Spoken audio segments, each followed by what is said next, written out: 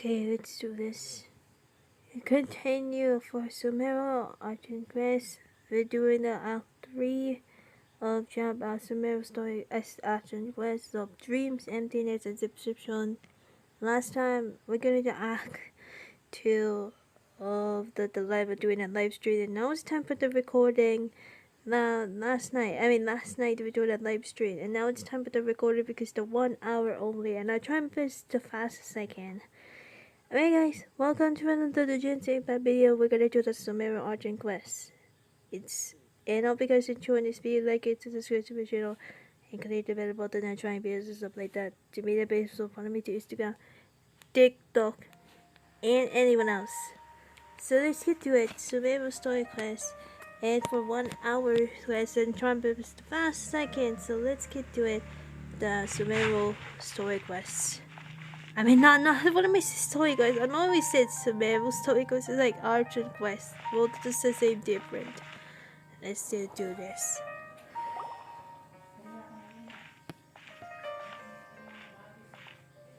Ad Astra Abyssosque. We meet again, you two. Hi, Catherine. Do you have any commissions for us today? Commissions, huh? Let me think. Oh, how about this? Please attend the Academia's Academic Symposium this afternoon and recite a love poem on stage. Wait, say what now? And if possible, please also use your camera to capture the reaction of the audience upon finishing the poem. Huh? What kind of commission is that? I feel embarrassing just imagining it. I see. It appears that you're not interested in this commission. In that case, please go to Port Armos and convince the Eremites there to spend some time volunteering at the local orphanage. Hey, that's not any better. I'm sure the mercenaries will have some interesting reactions as well. Hyman's gotta ask, just who exactly has been submitting these commissions to the Adventurers Guild? Oh, the commissioner? Well, actually, I just wanted to see the two of you in action.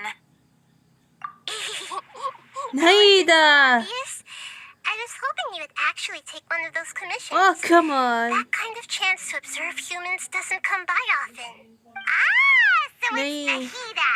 Hyman just knew Catherine wouldn't crack those kinds of jokes. When did you get into her head? Yeah, Naida. From when she said, Ad Astra Abyssosque. So it's been you this whole time? Are you done resting up, Nahida? Yes. Yeah. I've been sleeping ever since we parted ways. Naida, why are you I tricking had a on really, me? really long dream. So the Akasha can take away the dream gods? It was another dream about the What Sumeru is it? festival, except it was a happy one. Oh, I see. In my dream, And what is I the was dream sitting about? in the middle of a flower terrace, and everyone in Sumeru City was holding hands as they danced in circles around me. They danced round and round, and everyone looked really happy. I also got to sit on a gigantic flower carriage. Ferris, the Knight of Flowers, raised me really, really high above the ground, and I was throwing an endless amount of Yalda candies at the children. You know, Nahida, maybe your dream is how the Sumeru's festival really should be. It's meant to be a joyous time where everyone gets together to celebrate your birthday. Huh? Wasn't I describing a really happy dream? Why are you both looking at me like that? Wait, could this be an example of the emotion known as pity?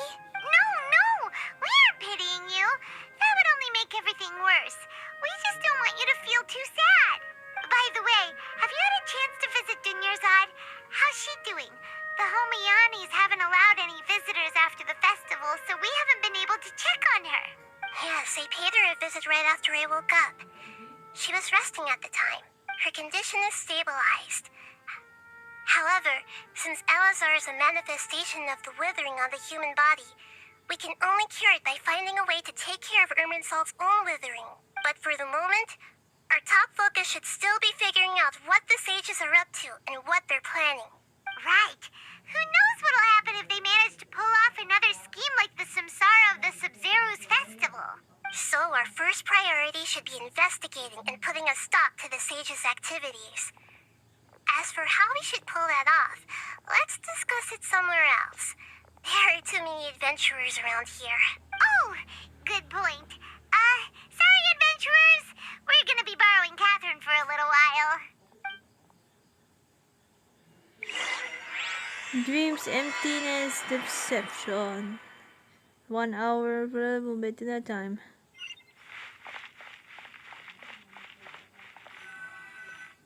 Let's continue our chat here. Okay, so do you have any ideas on how we can investigate the sages, Nahida? Actually, I've already done a little bit of work on that. But for now, I want to hear your thoughts. Focus, Aki, or... about the first one? Or... No, yeah, it's the key figure in the academia. I've already tried that. But all the key members of the academia, even the core 30 guards, intentionally avoid wearing their Akasha It seems that from the very beginning, they've been guarding against info leaks from the Akasha. Of course, it could also be because they're wary of me. Have you already caught the sage's attention? I'm guessing not yet. But distrusting me would make perfect sense if they've ever paid attention to the urban legends about me. In any case, I probably can't take over their minds directly. Possess a student and infiltrate the sage quarters. No way, that's too risky. You mean it'd be too easy to get caught? No, it's not that. We shouldn't involve innocent students in this. A single mistake could completely ruin their lives. Doing that would be ignoring the safety of my people for my own selfish goals. How is that any different from what the sages are doing? That's a good point. Spoken like the god of Sumeru. We could grab someone close to the sages to question them. We're in the dark as of now. Since we still don't know anything about their goals, any rash move could tip them off and lead to terrible consequences. After all, every person in Sumeru City is one of their hostages. Are we really out of ideas? Nahida, you're super smart, so you already have something in mind, right? Don't keep us in suspense. Spill the beans already. According to a popular theory from the Vahumana Darshan of the Academia, rejecting impractical motions at the beginning of a planning session will give more weight to the actual proposal. Okay, but aren't you the god of wisdom? You don't have to use that kind of gimmick to make us take your ideas seriously. Well, I've been thinking that if I can't directly possess the leaders, and if I can't get ordinary people involved, then I should find someone who's already involved, but hasn't decided to side with the sages. You're saying we should recruit a spy? That does sound like it could work. Oh, before coming back, we met someone named Alhaitham. He seems like he acts alone, and he likes doing stuff behind the Academia's back. They probably aren't in cahoots. Actually, I already have someone in mind. Do you still remember that female scholar named Setaria? Setaria? Paimon remembers now. Isn't she the one who's always trailing behind the Grand Sage of the Academia? We ran into her basically every time the Sumeru Festival repeated itself. You could even say we're old enemies by now.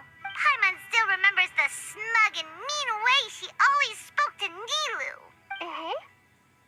I've always liked observing all kinds of people, and Setaria has always stood out from the crowd. She was born in the desert and was hailed as their greatest genius. Her academic gifts allowed her special admission into the academia, and also gave her the opportunity to serve as the sage's assistant. Oh, Paimon didn't know she was from the desert. She must be pretty special then. Paimon feels like most of the desert dwellers around the city are working as mercenaries. The name Setaria means star. When she lived in the desert, she shone like the brightest star in the night sky. Later on, she was chosen by the sun. The star was given a place in the daytime sky to complement the sun's dazzling light. Soon after, the star witnessed the sun scorching the earth, which brought forth many disasters. The star began to waver, Instead of staying beside such a sun, wouldn't it be better to return and light up part of the night sky? But in the end, she couldn't give up the radiance of daytime. To cope with her shame, the star buried her guilt and closed her eyes. Those are Cytherea's true thoughts, right? From the sound of it, Sataria's just hung up on the research opportunities here. But she doesn't really support the academia. She still feels guilty about not doing more for the desert, right? She's just running away from her problems. Indeed. When they are presented with complex moral issues, many people will simply plug their ears and go with the flow until the problem can't be fixed anymore. She's suppressing a lot of guilt, but before she realized it, she had already become the sage's accomplice. She can't deny her part in their schemes anymore. Sounding something like the person we need. Right. We must somehow make her face her problems again. That way, not only can we get useful intel from her, from my past Oops, observations, Rush. Sataria will take a day off from the academia every 10 days to do some shopping in the city. Tomorrow afternoon just happens to be a shopping day for her. That'll be our chance. To prepare, let's go check out some of her favorite spots and have a quick chat with a few of the vendors there.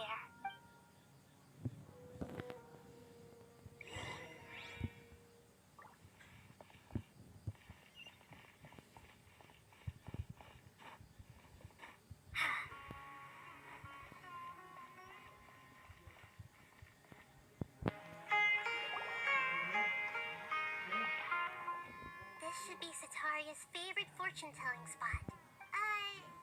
So should we ask the fortune teller about Sataria? No, I already have enough information on Sataria.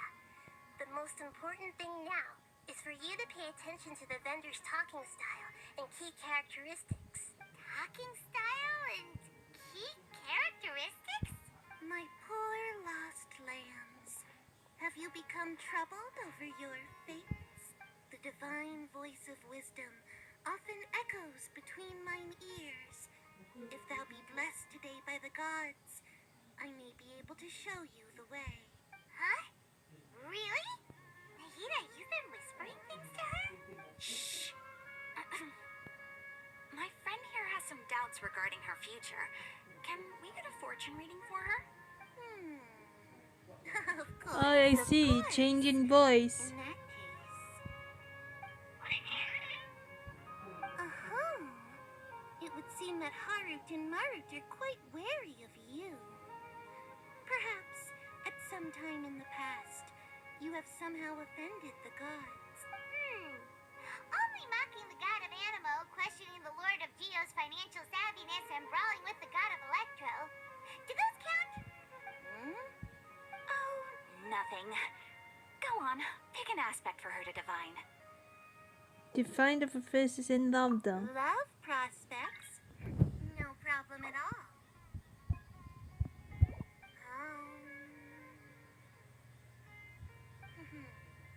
The gods have spoken. The truth shall be revealed. One who is fated to cross your path will appear on... Huh?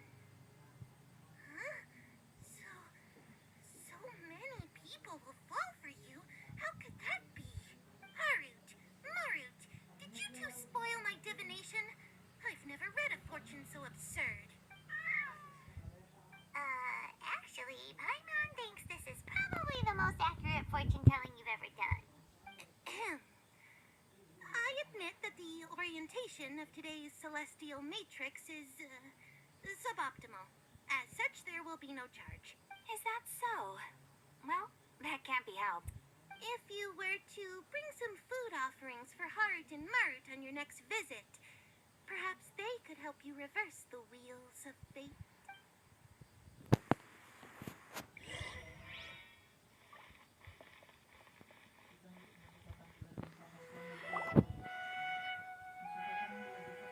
Is this another one of Sataria's favorite stalls? Yep. It belongs to a king. His father helped Sataria a lot when she first moved to Sumeru City, so she still comes by whenever she has time. When I start talking with him, listen carefully to the details of our conversation. Ah, dear customers. Would you like to look at some pottery? We caught wind of your great craftsmanship, so we specifically came to take a look. Oh, I recognize you. Aren't you Miss Catherine from the Adventurers Guild? Sounds like I'm in for some big business. Speaking of, where did you learn this trade? I suppose you could say it all started with my dad. He's a mason by trade, but I picked up an interest in clay while apprenticing for him. After that, I began making pottery by myself in secret. And I simply changed trades when my works turned out well. Although it's a pity that I'm no longer making much use of the knowledge provided to me by the Akasha. That's nice. You're making a living doing something you love. So is your father still working as a mason? Oh no, not anymore. A few years back, he fell from a roof and broke his leg. Since he had already saved enough mora over all these years, he's just enjoying the retired life in Port Ormos nowadays. I see. We wish him peace and happiness in his retirement. I'll have someone in charge of logistics at the guild come by another day for some goods. We'll leave you to it. Take care now. No problem. Rest easy. All our goods are sure to meet your every need.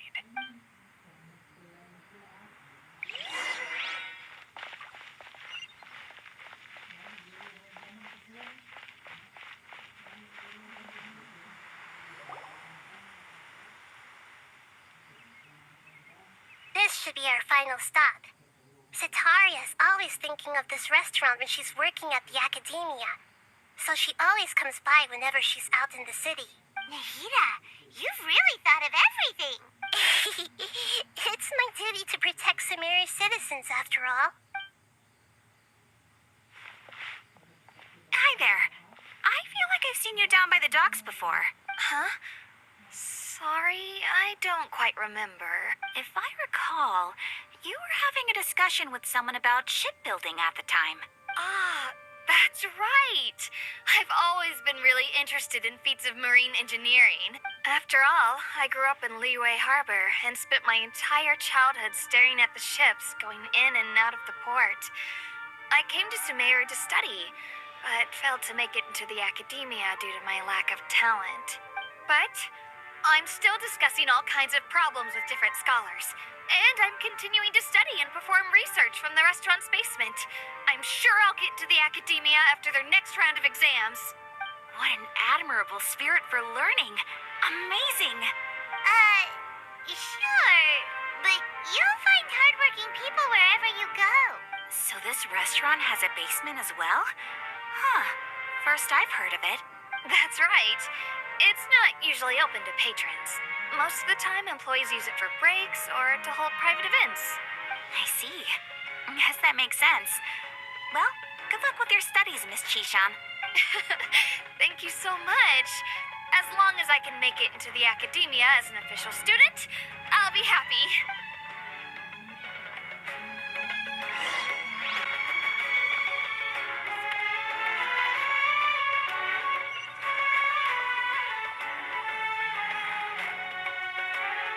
So, was that everybody?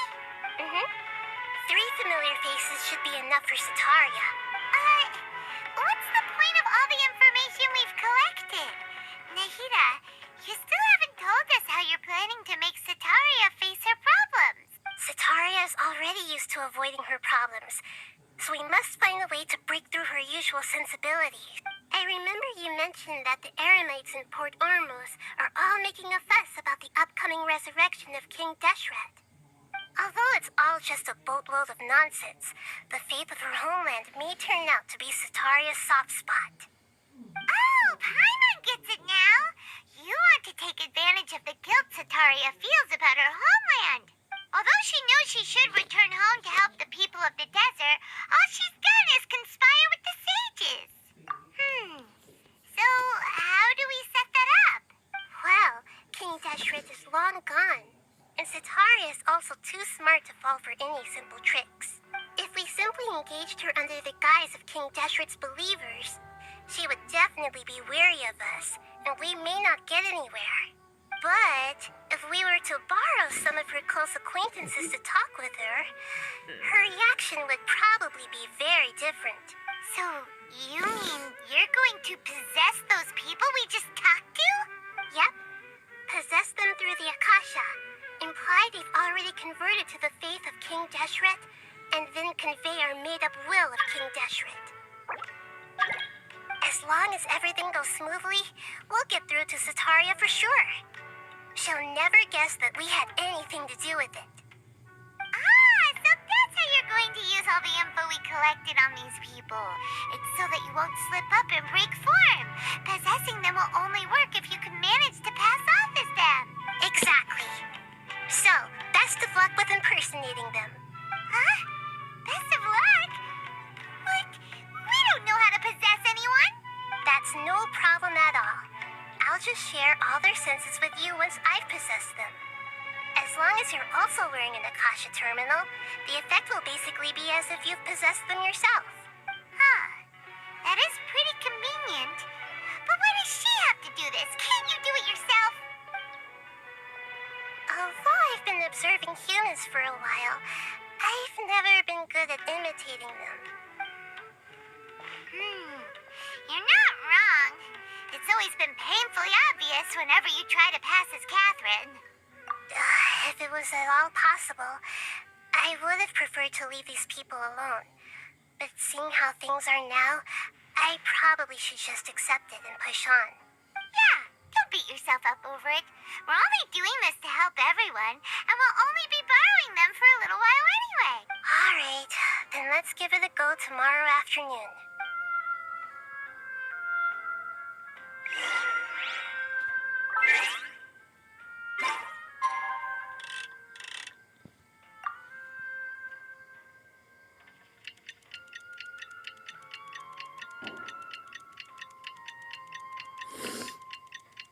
What time is it now? Okay, 6:33. Okay.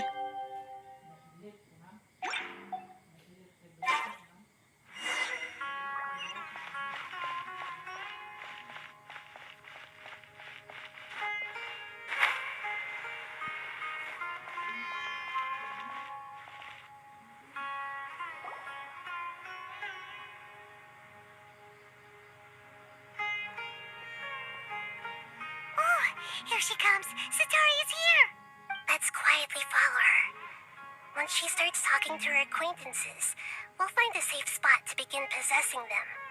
As for how we'll sway her to our side, I'll leave that to you. I trust you'll know what to say. Paimon's starting to feel kind of nervous. Okay, let's go. Looks like they've already started talking. Let's find a hiding spot and get started.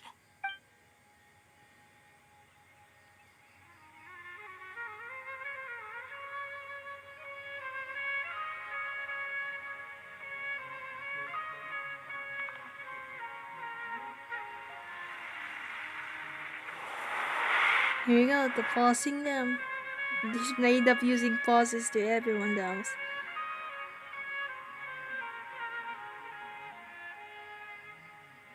That's right.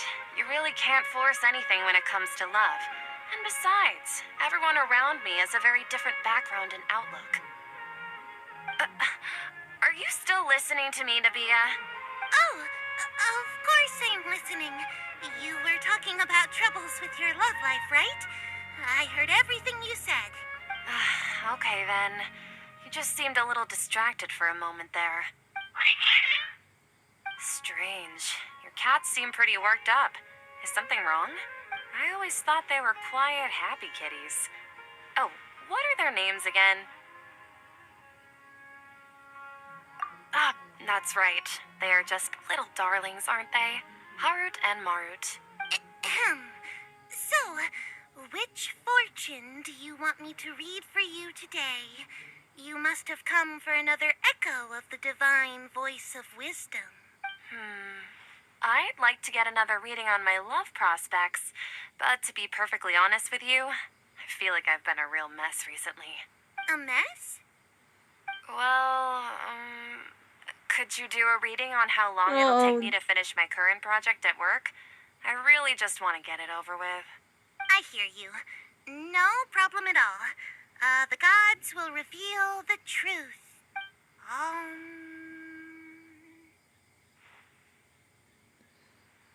Uh, The gods are asking, Setaria, why haven't you gone home? I don't know. Why haven't I gone home? Do the gods really know everything I've been thinking about? Setaria, why don't you just go home? It's a demand now instead of a question. Oh, the gods seem to be truly upset. I'm sorry. I know I failed the gods. Please pass on my most sincere apologies and ask for their divine forgiveness. And if I may ask, Nabia, is there a specific god who's speaking to you right now?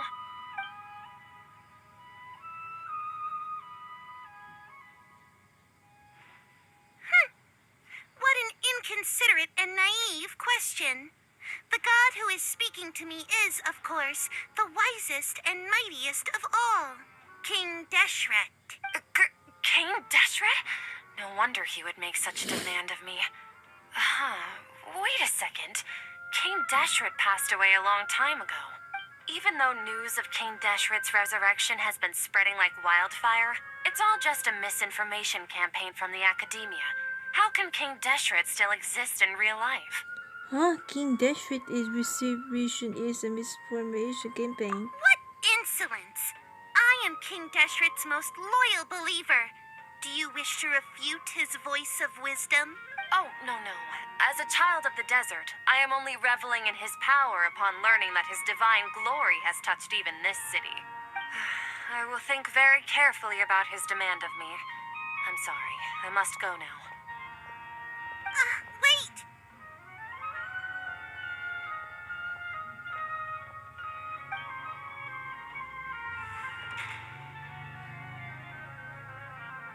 They're gone. Okay. Oh, she just ran off in a hurry. She looked pretty upset, too. Well done. Setaria didn't seem to suspect anything amiss. To have something she's been trying desperately to avoid show up out of nowhere and berate her, that must have shaken her to the core. Aw, Nahida, it seems like you understand human emotions really well after all. All I know are some abstract Harabatot theories. In any case, my time with you has shown a lot of them to be utterly useless. I'm still trying to make sense of everything. Anyway, enough of that. Let's hurry and catch up to Setaria. He's out of King's now, right on cue. Let's get ready to possess him right away.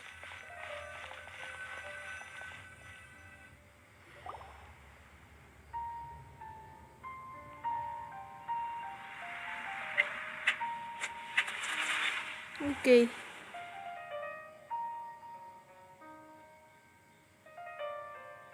It's okay. I just got caught up in something. Oh, actually, didn't you ask me to help you look for work? What kind of work were you looking for again? Oh, right. Your old man's craft. How could I forget? Speaking of, how's he doing? Is he feeling any better? I'm freaking out. Oh, that's good to hear. I've been thinking a lot about him. If I could get some more time off, I'd love to pay him a visit. Actually, while we're talking about him, is he still living in Port Ormos? Yeah, he's been retired there for a while. If you could find the time, please write him a letter. Let him know that recently, faith in King Deshret has taken root in Port Ormos and has begun to spread across Sumeru. He has a quick temper and has always been a devout follower of the Dendro Archon. I don't want him to get into a fight with those King Deshret believers because of a difference in beliefs. Oh? So, who are you siding with in all of this? The Academia or King Deshret? I'm so jealous of you. You were born a child of the desert, yet you chose to betray King Deshret, and now you spend all your time with those crooks from the Academia. Akeem, you don't mean you've also become a believer of King Deshret? What's so strange about becoming a believer of the wise King Deshret? In fact, aren't you the strange one? The one who still can't pick a side? Can't pick a side? Me?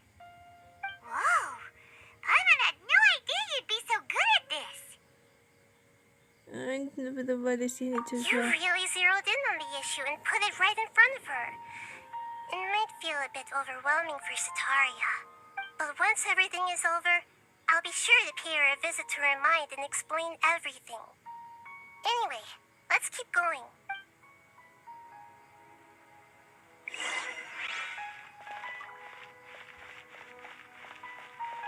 Come on!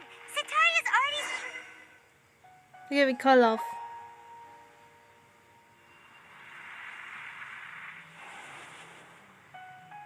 So, Shishan, have you noticed anything weird in the city lately? Like, as if someone was trying to preach to you about Okay. something? Now I've been spending the time studying in the basement. Oh, right. Speaking of strange things, I celebrated the Sub-Zerus festival so many times that I lost count. That was really weird. Wait, how could you be aware of that? That should be impossible. Nothing in the report indicated anything like that. Are you still failing to realize that the Academia's lowly tricks could never deceive all of Sumeru's citizens? Shishan, don't tell me that you've converted to King Deshret as well. What an absurd question. You make it sound like I should be ashamed for becoming a believer of King Deshret. In reality, shouldn't you be the one who is ashamed? You, who worked side by side with the Academia and treated people as nothing more than experimental subjects. Please, please stop! Even now, Sataria's still trying to run from her problems. Did I push too hard? She can no longer justify everything to herself. Hey, she's trying to talk to the guards. What should we do? This is the most important part of all. Quick, get ready. Mercenary, you're a member of the Corps of 30, correct?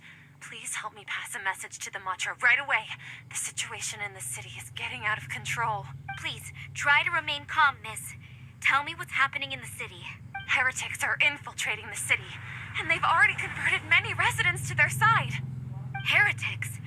What kind of heresy are you talking about? King Deshret. Many people I know have suddenly started Oh believing my in him, god. but he's They're long gonna dead. read It's pauses to impossible. them. Miss Sataria, nothing is impossible. You know my name? King Deshret is immortal, and all who defy him will one day pay the price. You must face the truth, Sataria. You tread a treacherous path, Oh my and the god. longer you ignore it, the tighter the Academia's grasp on you will become, and the deeper you will be ensnared. Child of King Deshret, never forget that the desert that belongs to you lies elsewhere. What's so strange about becoming a believer of the wise King Deshret? In fact, aren't you the strange one? The one who still can't pick a side? What an absurd question. You make it sound like I should be ashamed for becoming a believer of King Deshret. Sataria, why haven't you gone home?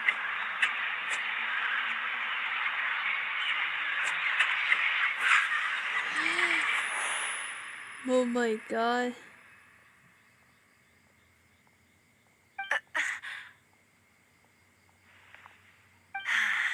It seems that no matter where I run, I only keep finding more believers of King Deshret.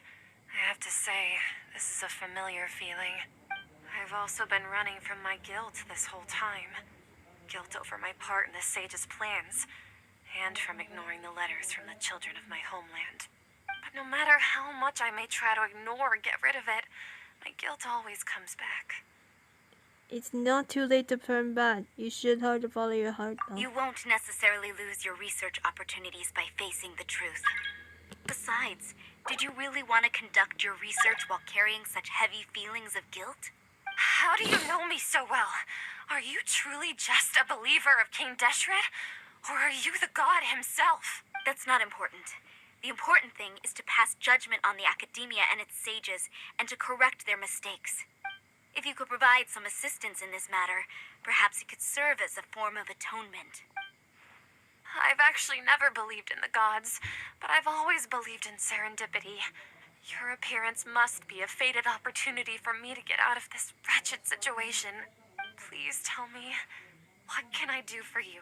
Great, we finally convinced her. How much do you know about the Sage's current activities? I was just one of the designers for the masked dream harvest scheme, which is what happened around the Sub-Zero's festival. But I know very little about the full scope of the overall project. I'd assume that only staff with the highest clearance would have access to those confidential documents. I've just been working to meet the Grand Sage's specified requirements.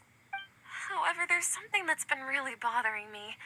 I heard that a scholar who was previously expelled has returned to the city, and even the sages are still quite wary of him. An outcast said that even the sages are still very up. To fight against the academia, we will need to figure out the nature and the purpose of their work. Is there a way for us to get access to the confidential documents you mentioned? It should be possible if we're willing to take some risks. After all, I'm an assistant to the Grand Sage, and I've been working on many tasks outside of the project. One thing, though, I won't be able to transfer the documents to you through the Akasha once I get my hands on them. The sages have always closely monitored all activities within the Akasha. Let me see. Let's use the most primitive method.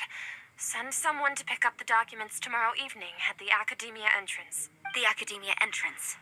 Wouldn't that be too conspicuous? Don't worry about that. I assure you, this won't be a trap. I'm only suggesting this location because it'll draw more scrutiny for me to leave the Academia again. It'll be safest for me to distract the guards long enough to hand you the documents. All right, I trust you. So, if I were to successfully complete this task, would it mean I've atoned for my wrongdoings? That'll depend on the judgment of the Dendro Archon. The Dendro Archon. That's right. Her people are the ones we have endangered. As the god of wisdom, she's also the one responsible for judging and guiding the scholars. Maybe it's time for me to find a god to believe in.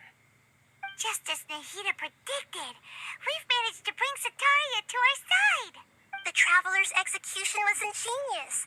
She's the one who deserves all the praise. Well, now that we've made plans to meet again tomorrow evening, all we can do is pray for Sataria's mission to go off without a hitch.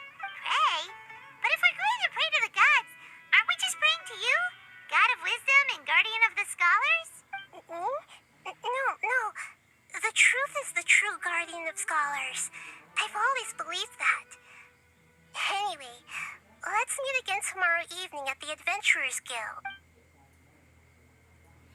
That was so unexpected. Like, come on, man. That was so unexpected.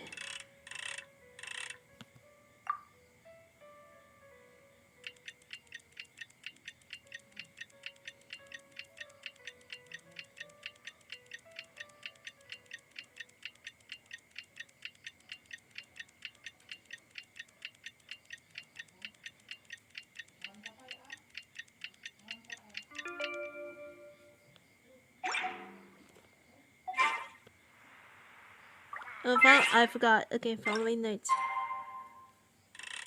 Yeah, just a little.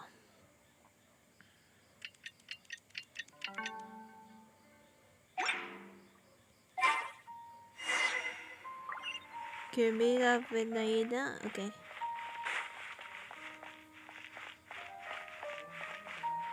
Actually, no. No. Wrong way.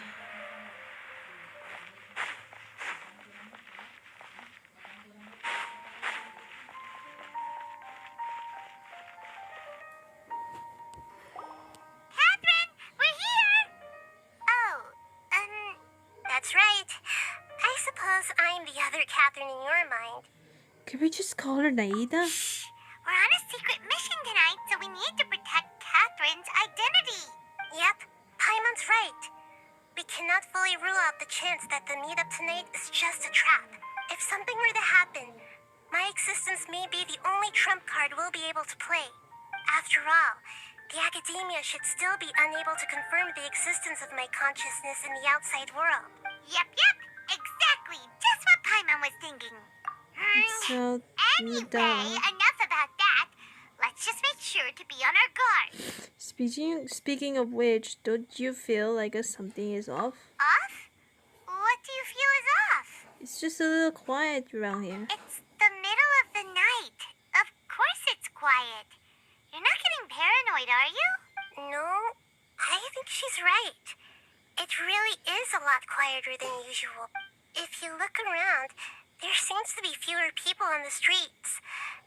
I'm not sure if this is the case for the entire city, though. Huh. Maybe it's just a coincidence. Maybe Sataria figured out a way to not only distract the guards, but also to get everyone to go to sleep early, just so we can exchange the documents in peace. I also can't quite figure out why things feel a little off. But now that we're here, let's go ahead and meet her as we planned. Well, regardless, as long as you're here with us, Paimon feels a little safer. Guilty Academia. Okay. There really aren't many people out right now. Let's hope it'll be this quiet in front of the academia, and that Sataria managed to distract all the guards.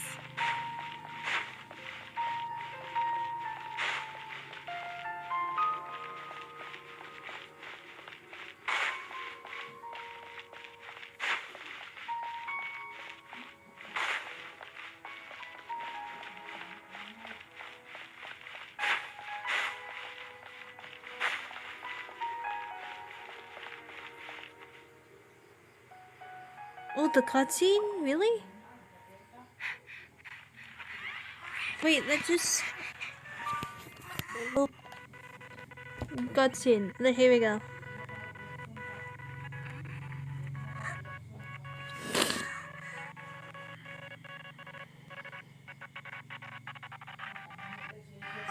What are all these people doing here at this hour of the night?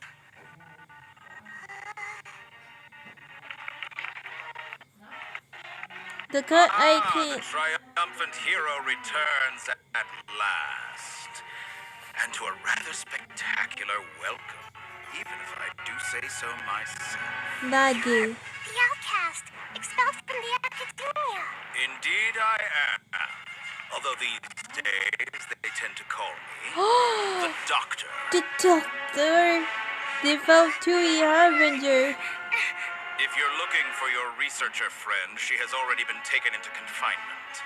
With some basic caution, she could have discovered the listening device on her person. Clearly, she lacks the degree of rigor expected of a true scholar. Oh my People of god. Sumeru City. What have you done to them? I simply made some minor adjustments to their Akasha terminals. Now they can deposit information directly into the subconscious. As you can see, all these lovely people now believe this traveler is a hero who has just saved the world. My experiment is a success. And now it seems they can no longer hold back their sheer adoration. No, what should we do? These are all just regular people. Leave now. You need to get out of here. But that guy's a Fatui Harbinger. We can't just leave you here. Nor can I abandon the people of Sumeru.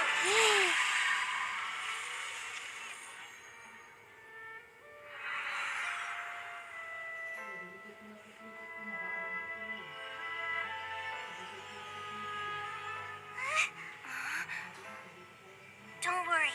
We'll meet again outside of the city.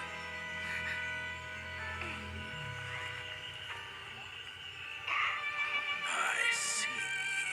You appear to have overridden their mental faculties with your own consciousness. To possess such a powerful mind, you must be the god of wisdom. Oh my god.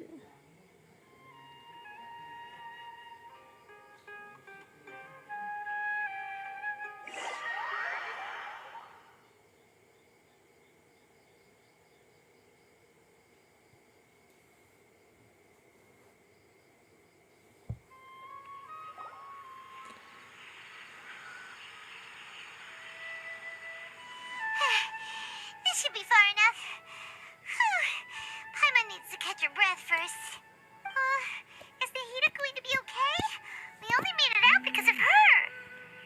Maybe she can jump between mines. Hope she should be fine though. Paimon wasn't counting on running into a new Harbinger here, let alone such a high-ranking one.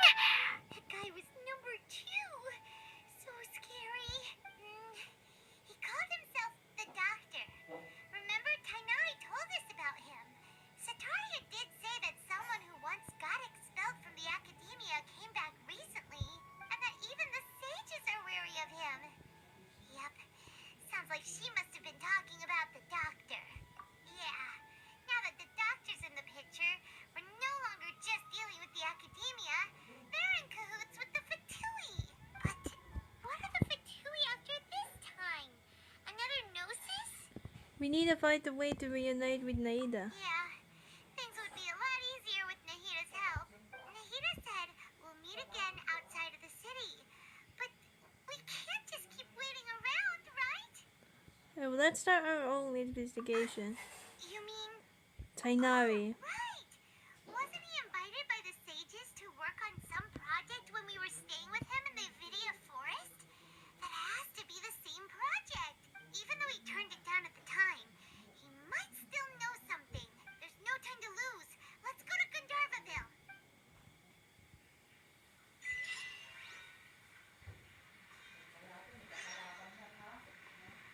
Go back. Let's go back.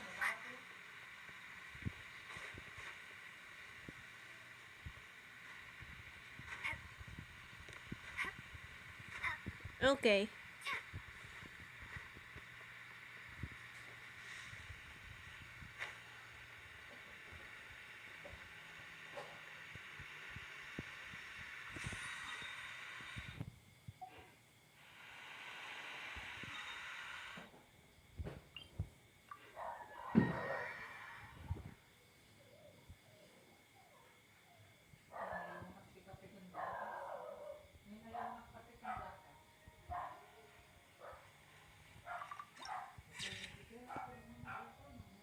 Hey, picture.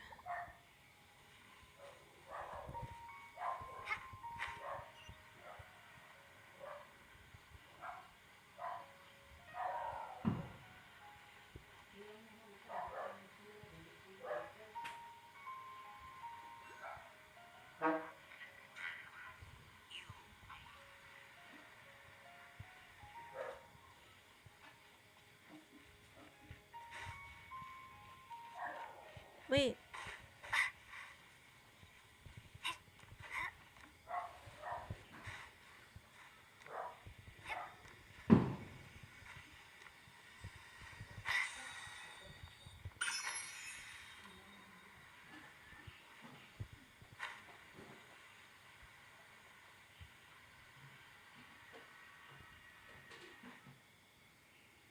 Hold it right there. A blonde-haired traveler and a floating ferry. We've got you all right. Take a look around. You've fallen right into our trap. Are you mercenaries from the Core of 30? Did you come here to arrest us? Core of 30? We're nothing like those government lapdogs who don't even get scraps for their work. We are an elite brigade that commands the highest commission rate in all of Sumeru. We're here on the orders of a client known only as the Outcast. The Outcast? An outcast from the Academia? Sounds like the But why Doctor. wouldn't the Doctor just send the Fatui after us? Still wasting time on idle chit-chat. We'll shut you up soon enough. Get them! You're up, Traveler. Following orders. New punch.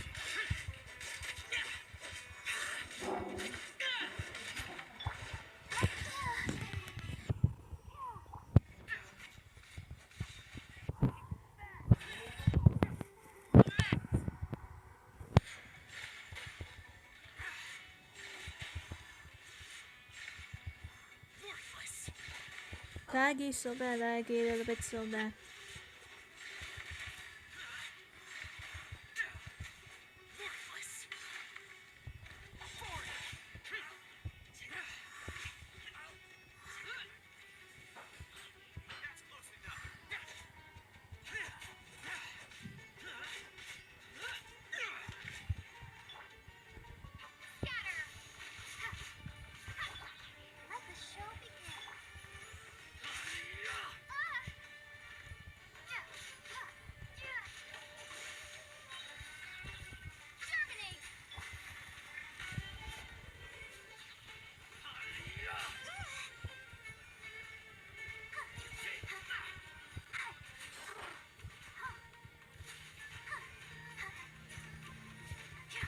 keep because the lag is so bad I can't identify properly.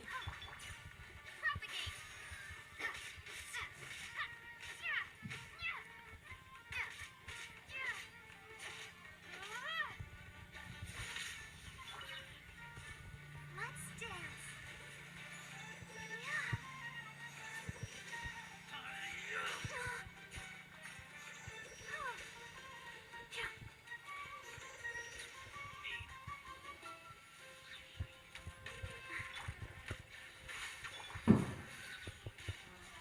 Yeah.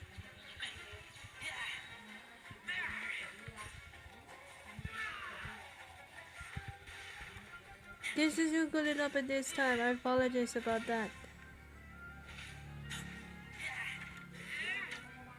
Later! Wait lang. Mamaya.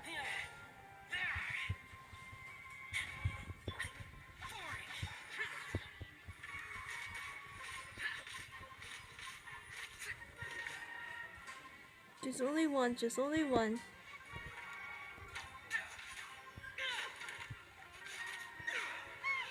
It isn't over yet. Here comes reinforcements.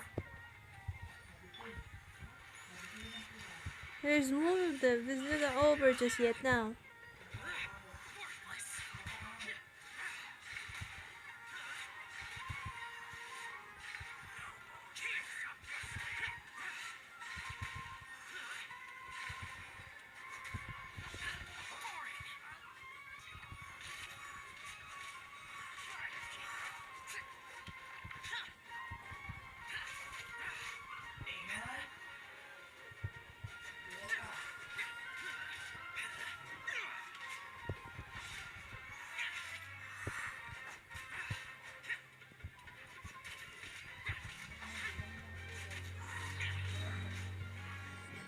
Damn. That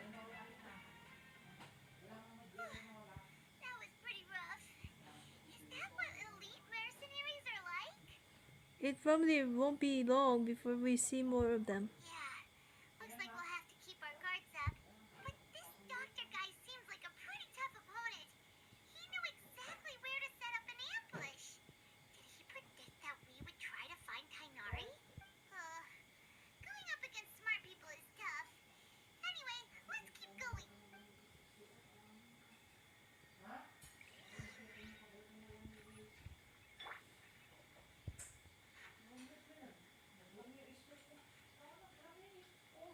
Gonna find him.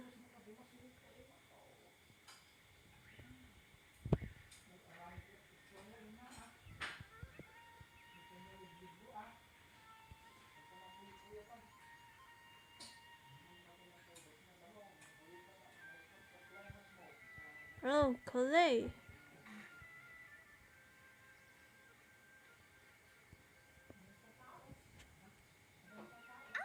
it's the Traveler and Paimon. What are you two doing back here? Calais, it's nice to see you again. Are you doing all right?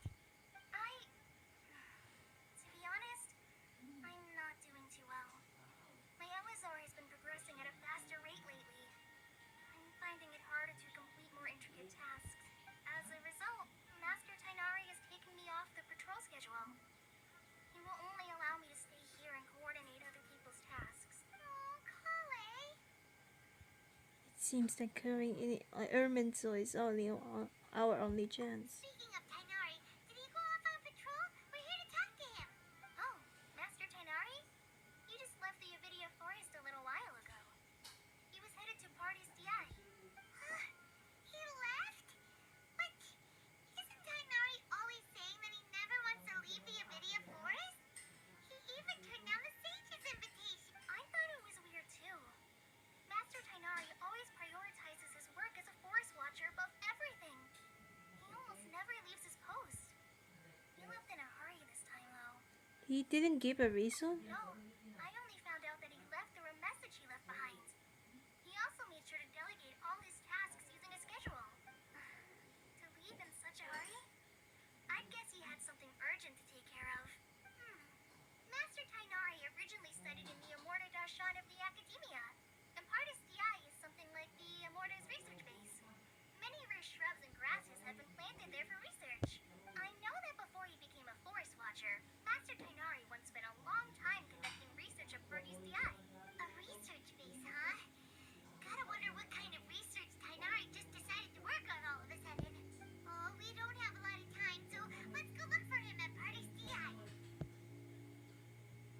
take care of yourself. Don't worry, I'm fine. I'm used to living with Elazar by now. If you run into Master Tainari, please send him my regards. Got it. Will do. See you later, Kale.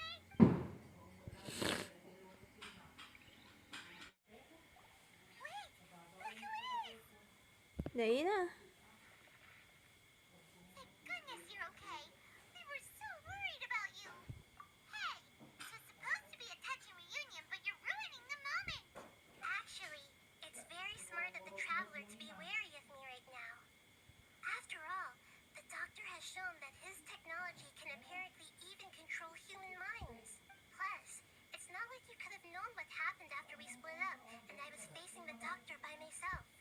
Even a pool of stagnant water after a torrential storm can occasionally pass as a patch of sky. Paimon feels like only the real Nahida could come up with such an obscure analogy. Agree. Huh? But I wasn't trying to win your trust or anything. All I wanted was to clarify my point. Well, we understand that point now. Please, Nahida, tell us more about what happened. Are those poor people all right? When you left, I was still in the middle of restoring everyone's minds. Thankfully, when the Doctor mentioned depositing information into the subconscious, he didn't mean engraving information into their minds. Instead, he did something closer to creating hallucinations. That was still within my power to fix.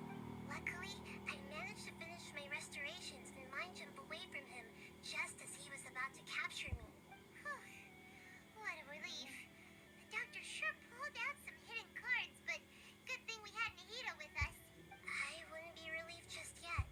I gave away my true identity when I restored everyone's minds, which means we've lost another one of our trump cards. Also, the Doctor is already an expert at modifying Akasha terminals. Maybe it's only a matter of time until he captures my consciousness inside the Akasha. Would that mean you'd no longer be able to jump between minds? Then how do we stop him? He's still at the Academia, so it's possible he already started messing with the Akasha. Ugh, it feels like he's toying with us. What a nasty piece of work. Plus, the Doctor's combat ability alone is apparently enough to make him worthy of being number 2 of the Fatui. We shouldn't give up hope just yet. Let's try to find another way to attack this problem. Actually, Nahida, how did you know we were trying to get to Party's DI? Have you been waiting for us? Yes, I have. I can see the Traveler's elemental energy, so I deduced your destination by looking at the direction you were moving in. You didn't come here for sightseeing, right? Did you find any leads? We're looking for a scholar we know. His name is Tainari, and the sages once tried to reach out to him. Why don't you come inside with us and see what we can find? Okay. Let's just hope we won't get him into trouble.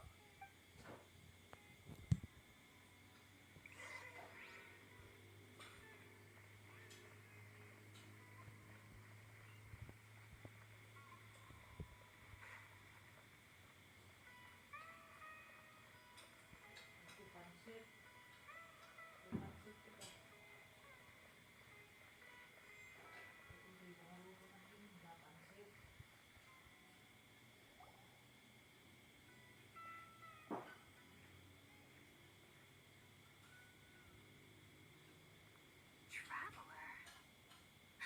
It is you! Ah, it's Hypatia! Don't I know, see? Ah, what a pleasant surprise! It's so nice to see the two of you again. Who's this? She's a scholar we met in the Avidia Forest. When we last saw each other, she was still training in the, what's it called? Satyavada life? Oh, I see. That's right, we're old friends. You've come at just the right time. Ever since I've come here, hardly anyone has even talked to me. Hypatia, you're way too excited about this. Actually, for you to leave the Avidia Forest means you're not in training anymore? Wait, no. Did you already finish your training and reach Pariporta life? What do you think? My consciousness has already managed to make contact with the divine. You did it! Congratulations! I'm happy for you. It's so exhilarating to share this sublime joy with others at long last. When my consciousness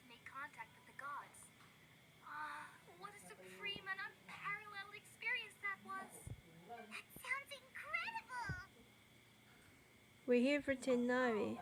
All right. Actually, please wait. I haven't forgotten my promise to you. Remember? I promised to help you understand what you saw from Irminsul once I gained deeper insights. My current self has not only gained true insight, but I can even help you establish a direct connection to the consciousness of the divine. You can do that? You didn't believe in her? I've never heard of anything like that, but if you want to give it a try, I'll do my best to protect your consciousness during the process. Hold on. I brought some spirit borneo with me. This is still a crucial part of the ceremony. We're using that incense again? All right now. Hold my hand. I'll help you establish a pathway to connect your consciousness. Okay.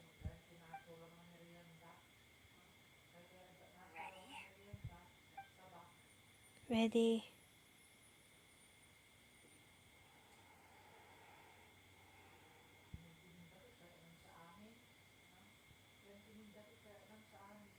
It took 3 betrayals to finally understand. The world is just an elaborate tapestry of lies. Scaramouche back.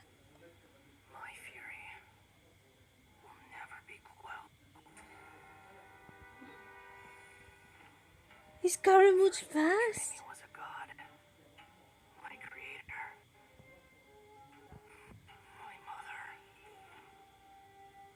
Valuing strength above all. She saw no worth in me and I was discarded. The second was a human. My family. My friend.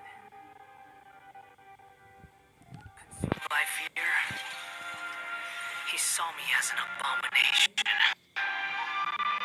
Wait, let me just remove light. Okay. The third was one exactly like me. A hope for the future. A fledgling barely out of the nest. Whoa. Powerless before his mortality. He broke his promise to me. Humans, they can't be trusted. And the gods fill me with pure loathing. So I said good riddance. I denounced the world and laughed in its face. My chest will never again be defiled by worldly filth. I will scrub away every last trace of human emotion. Then it will be empty, a blank slate, and ready to receive a supreme gnosis, brimming with pure divinity.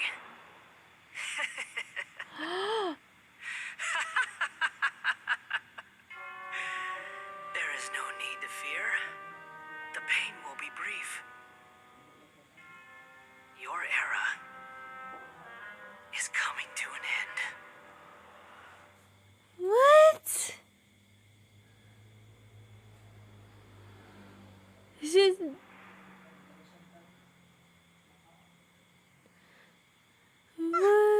What was that? Did we actually just see the Balladeer's memories? Everything matches what we know about him.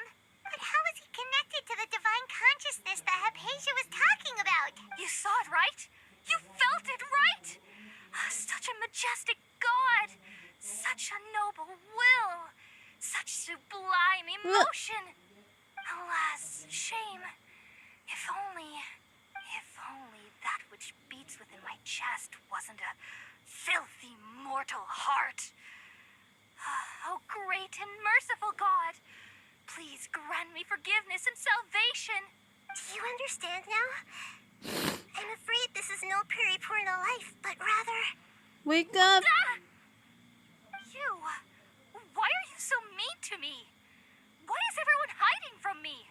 I found divine wisdom. Shouldn't I receive praise and honor?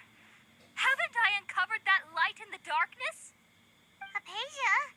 That's how I always thought everything should be. Wait. Have I already lost my mind?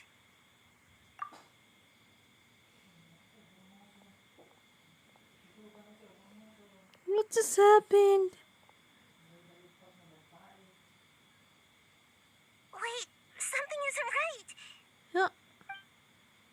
Another cutscene again.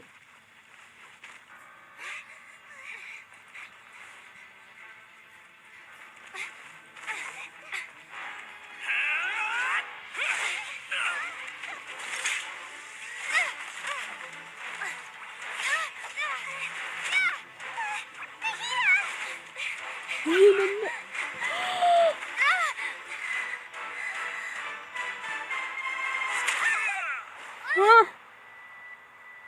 Oh no.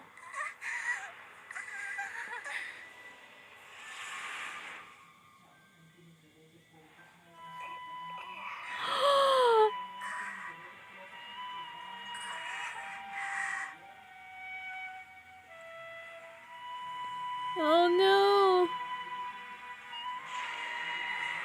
They see you.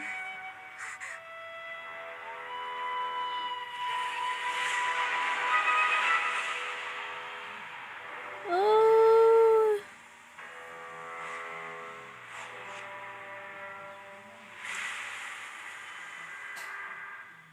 What? Oh dear. Oh, I have no words about this. I freaking no words about this.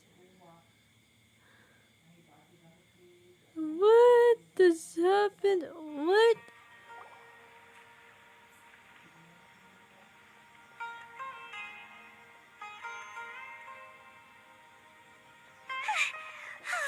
Okay, we finally lost him. Are you okay, Nahida? Wait, no. Something feels different. You're back! Oh, the traveler's back? It's me. What just happened though? Nahida was controlling your body for a while. It seemed like she jumped over to you as an emergency measure right before the Catherine puppet was destroyed. After that, Kainari heard the commotion and came over. He helped us defeat the mercenaries and then he ran with us all the way here. This time she didn't just transfer my mind to my body. My mind swapped places. You swapped places? You mean your consciousness also went into Nahida's body? Wait, then where is Nahida's consciousness? Where is she now? I never imagined that an individual's consciousness could be transferred around like this. Had I not seen it with my own eyes, I would have never believed it. I don't think this can be achieved with current human technology. Also, while we were running, the consciousness in your body told me to pass on a message. She said, "The doctor has found a way to trap my consciousness, so I can't journey with you anymore." But even in a moonless night, a shower of starlight can still drown out illusions and lies. Oh no! Oh. Nahida's trapped in the sanctuary of Sumeru for good this time. Was that message all she left for us? It's pretty vague. We can't let the doctor figure what is up to. Oh, that makes sense. Since the doctor captured her, she won't be able to say anything without him knowing. She's being extra careful. Even in a moonless night, a shower of starlight can still drown out illusions and lies. Huh. Paimon knows the moon illusions and lies are from the alchemical divination at the Sub-Zero's festival. Didn't Nahida use a starlight analogy before? It had something to do with Sataria. Oh, that makes a lot of sense. Huh. Do you think Nahida was telling us to go find help in the desert? But she isn't with us anymore. Think we'll be okay? Paimon, you said Sanctuary of Surasthana, correct? Does this mean that this Nahida you're talking about, the consciousness who was occupying the traveler's body, is the Dendro Archon? Your guess is correct, but the situation's a bit complicated, so it's really hard for us to explain right now. That's all right. A scholar's curiosity doesn't need to be appeased right away. As for the complicated nature of the situation, safe to say I have witnessed that for myself. I've spent some time with you, and it looks like the Dendro Archon's also on your side. So, I trust you. Thank you, Tainari. Oh, actually, we came here to ask you a question. What do you know about the project that the sages have been working on? Ah, that.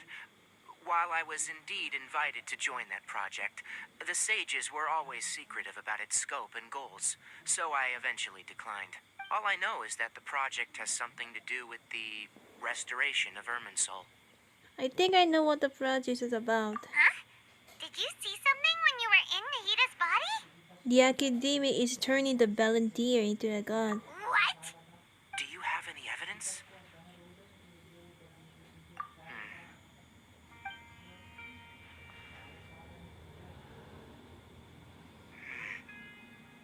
So that's what happened. That explains why Hypatia's symptoms were different from those of the other scholars who went mad. It's because she made contact with the consciousness of a new god who is still in the process of being born. Tainari, did you leave the Avidia Forest because of Hypatia? I did. I noticed Hypatia's mental anomalies, but since her symptoms were rather atypical, I secretly took her to Pardis DI and began searching for a way to return her to her normal self.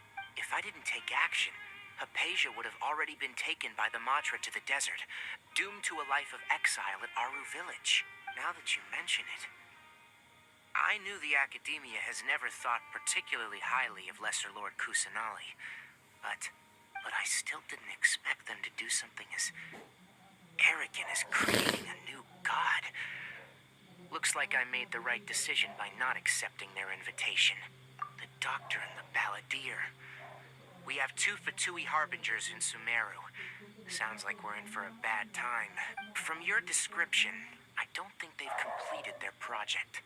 There may still be room for us to intervene, but then what is the connection between creating a new god and restoring Irminsul? Yeah, it feels like we're still nowhere close to figuring out the sage's goals. Right, we've pretty much gone over everything we need to know, so we should head out. How about you, Tainari? What are you going to do? I'll stay here for now. I still want to try a few more things to help Hypatia. If you're planning to go into the desert, start by heading for Caravan Ribat. That'll be your fastest route. Come find me here if there's anything else I can do to help. May the spirit of wisdom go with you. Thanks, Tainari. Hopefully Hypatia will feel better soon. We're off then.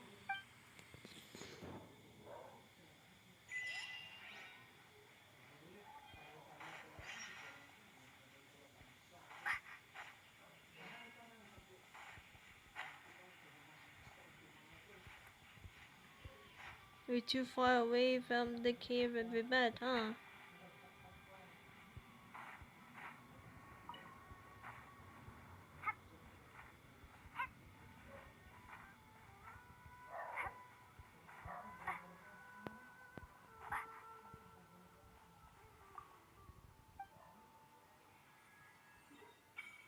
There we go.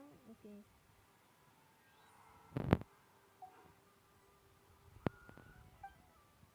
Good statue.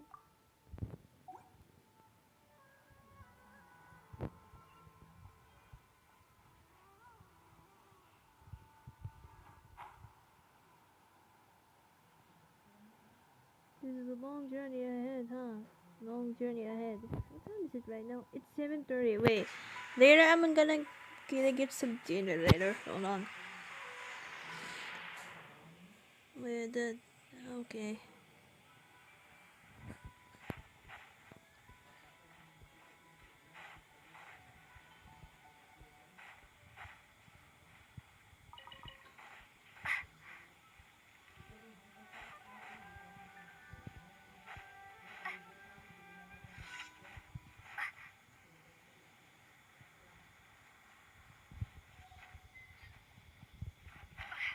Oh great. Oh great.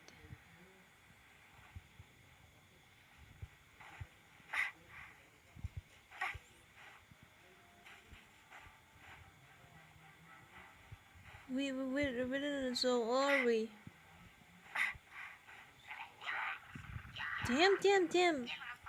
Damn, okay. Need to fix this, hold on.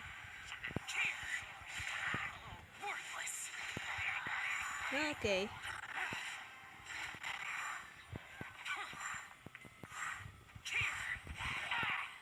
Thank you.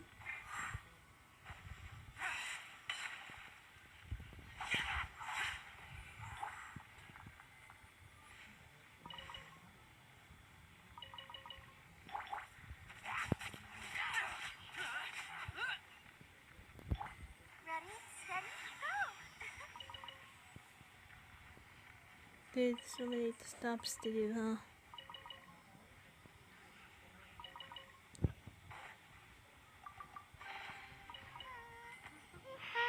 Things are going so smoothly today. Okay. Let the show begin. Okay, we're here. Okay, okay. Duh.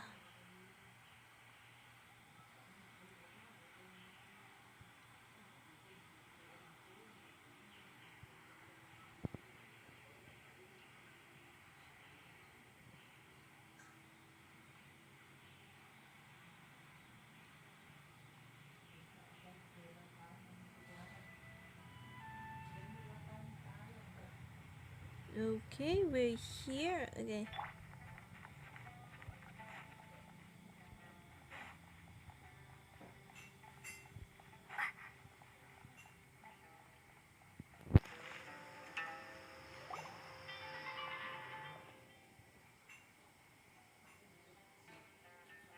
We finally made it to Caravan Rebat.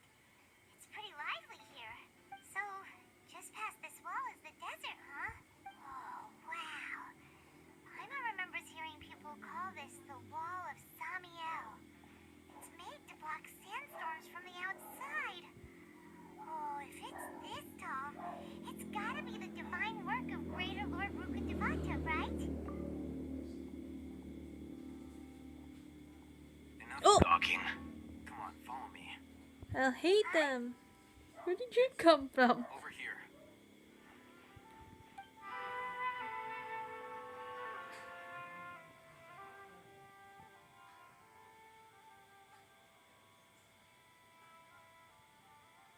What the? Where did she go? How did we lose them? They were just here a second ago. More Eremite mercenaries? Who are they working for this time? Anyway, Traveler, it seems like we were being followed again. You were too careless. You should have noticed those hopeless amateurs trailing you a long time ago. Thank you. There's no need to thank me. I've never cared to keep track of personal favors.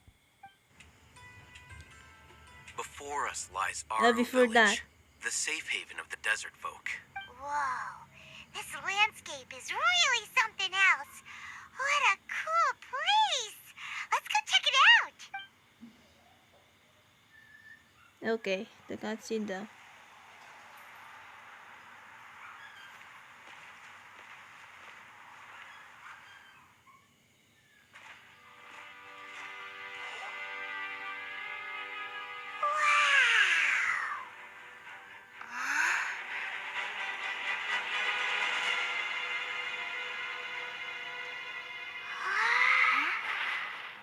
Oh! Here it comes!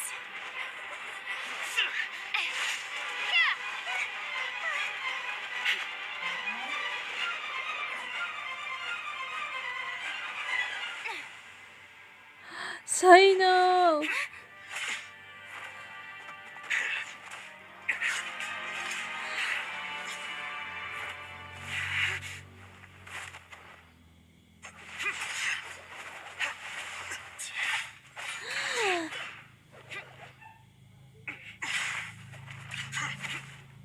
Whoa!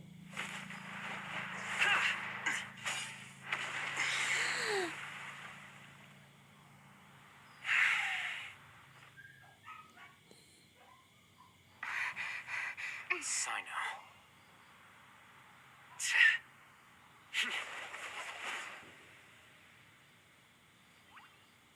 Oh my god, this is first time that Unless we my met. memory fails me, we have barely spoken 2 words to each other before now at the Academia. Would you care to enlighten me as to when and how I invited the General Mahamacho's wrath? Oh, Hatham. Do not think you can escape my judgment just because you managed to escape my attack. Judgment? So that's how you'd characterize your actions here, is it? Or would elimination perhaps be a more accurate description? Had I used my full strength, not even this traveler would have been able to stop me. Though styled like an assassination, I sought only to ensure that my target would be unable to flee or resist. Standard practice for the Matra, as well you know. Seemed to me more like your own personal touch. Who is that, Alhaitham? Did you call him General Mahamatra? Yes. General Mahamatra Sino. Head of all This is the first Matra of time the that we met Academia. in the game. He's a formidable hunter, and the ultimate nightmare for any who have committed academic crimes. You seem to have placed a lot of trust in Alhaitham, to the point of blocking an attack for him. If I were you, I'd never choose to side with him. I wouldn't believe a single word that comes out of his mouth. I've been pursuing this scribe for a long time. I urge you, stand back and do not seek to defend him any longer. Otherwise, there will be consequences. Has Alhaitham done something wrong? Hyman doesn't think he's as bad as you've made him out to be. I won't waste my breath explaining things. Alhaitham, I saw it during our fight. Take it out.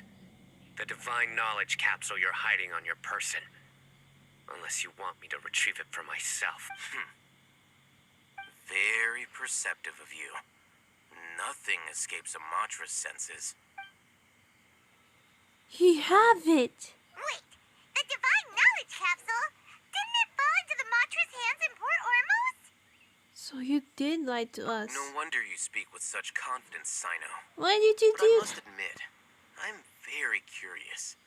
What does this capsule mean to you? And why, as General Mahamatra of the Academia, are you all alone in the desert? As far as I'm aware, the other Matra have been speculating about your disappearance. Have you been given a mission that's, let's say, morally dubious? If I was the real target of your mission, what was stopping you from simply using your authority and resources to judge me within the walls of the Academia? Is this a mission from the sages? I should have known you'd be difficult to deal with. You two? Oh. What should we do, Traveler? Hyman feels like we can't trust either of them. Ahem. Well, look at you two, acting all tough and self-righteous over there. Wait, Dia?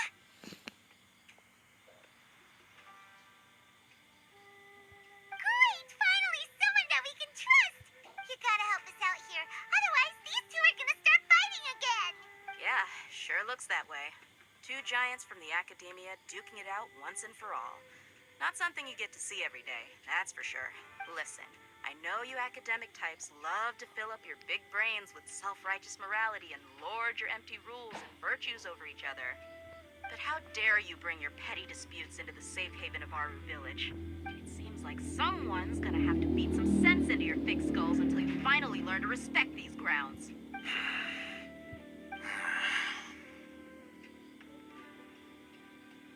Neither of them can afford to destroy the bad idea. Hey, did either of you hear a word I just said? Oh, Whoa, what's going on? The wind's so strong. Is this a sandstorm? Hyman's gonna get blown away. Another sandstorm? What's up with these recently? Hey! All of you, over here, quickly! We have to take cover. Someone's calling for us. Oh, this wind is too strong. Let's get over there. That sounded like Candace. Candace. Come on, you two. Jeez, are all of you academic Guys, such calm hard work? down. Move it! All right, stop yelling. Oh my god. It's two a little bit argue that it doesn't have to heated argue and also they didn't work it out for together after all.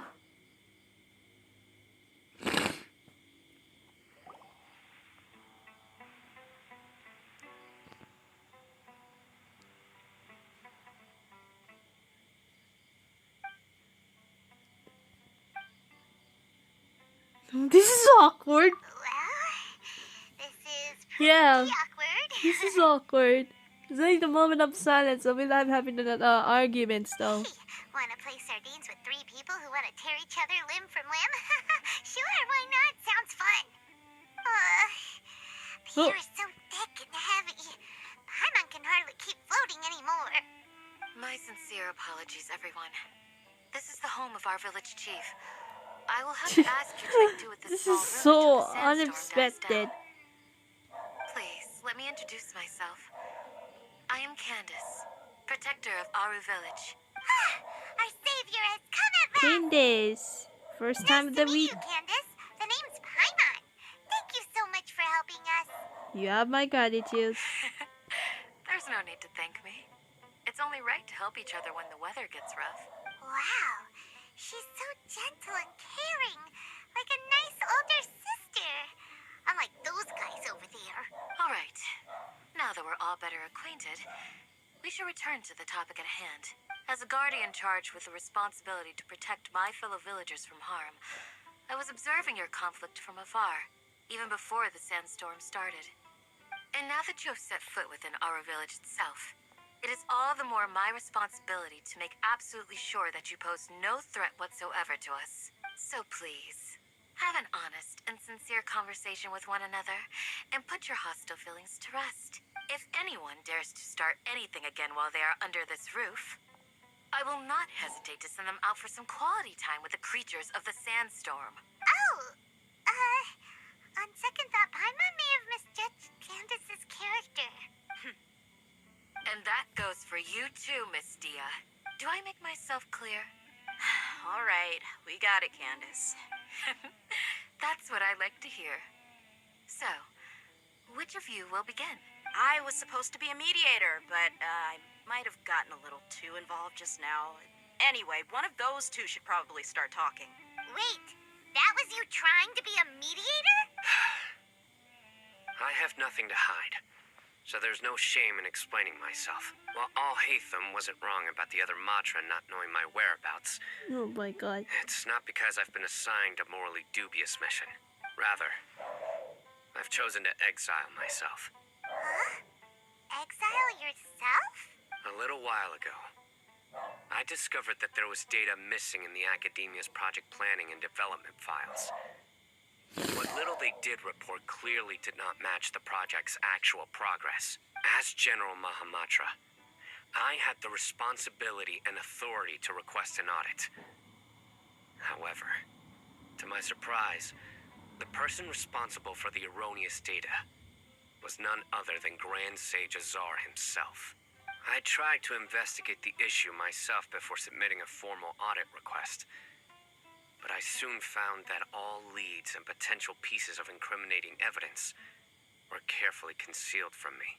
I began to realize that they were cautious of me from the very beginning. Unsurprisingly, the Grand Sage rejected my audit request as soon as the submission reached his desk.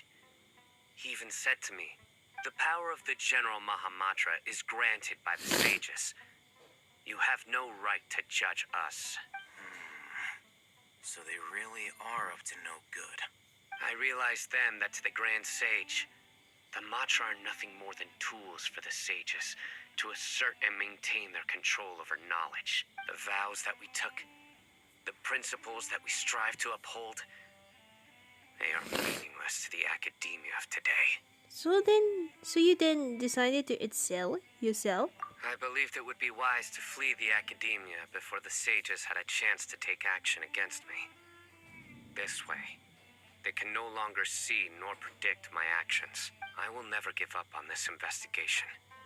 There's no need for someone else to give me power or authority.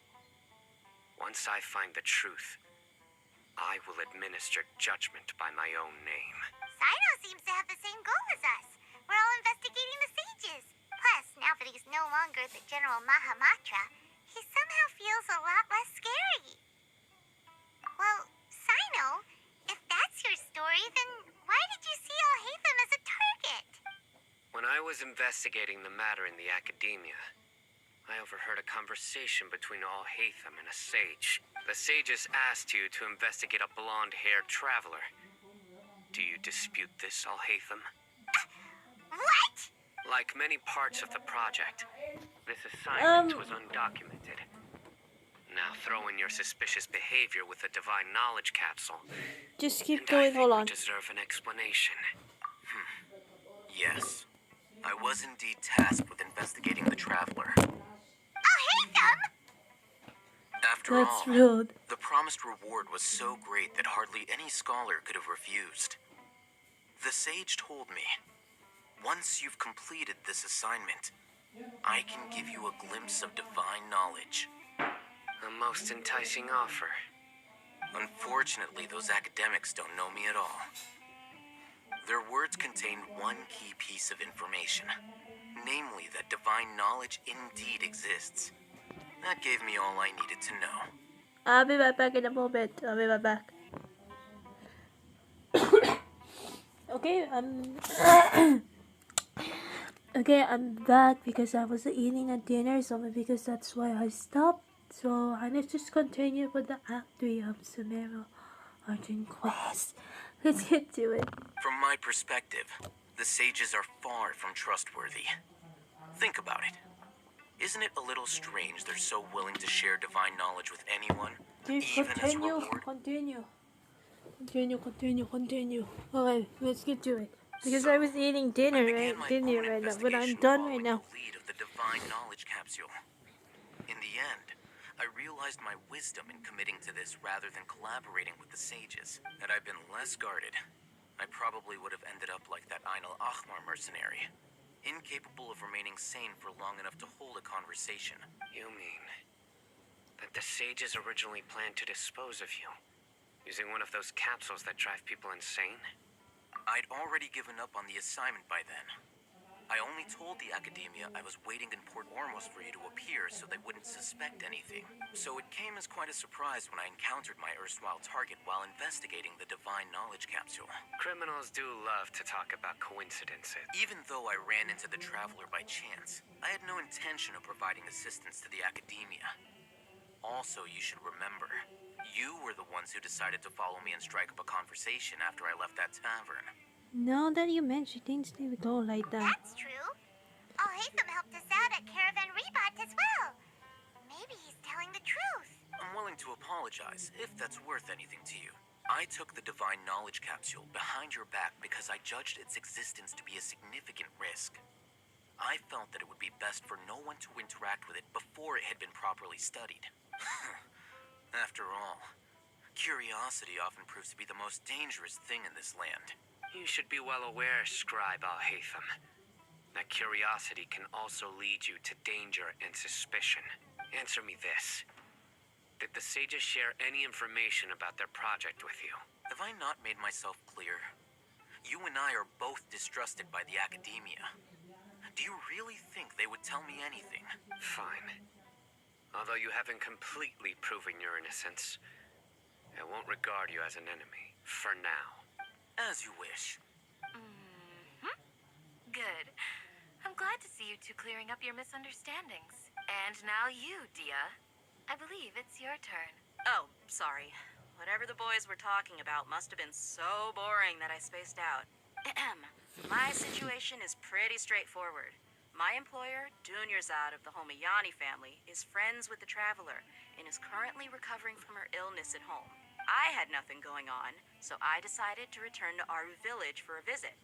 I was actually looking forward to a pretty exciting time getting back together with everyone here, but then I saw these two random guys in the middle of a pointless argument. It ticked me off, and things went downhill from there. Is that all? Well, I will admit that definitely sounds like your style. In that case, welcome back, Dia. That's more like it. I missed you all so much, Candace. Whoa! What was that sound? No need to worry. Now that you're no longer at each other's throats, please make yourselves at home. I'll take a quick trip outside to clear out some of those creatures in the sandstorm. Creatures? In the sandstorm? Are you sure you don't want some backup? Fighting in a sandstorm is not for the faint-hearted. Anyone without extensive training in these conditions is at a disadvantage. You needn't worry. Yeah, just leave them to Candace. Don't worry, she's as tough as they come.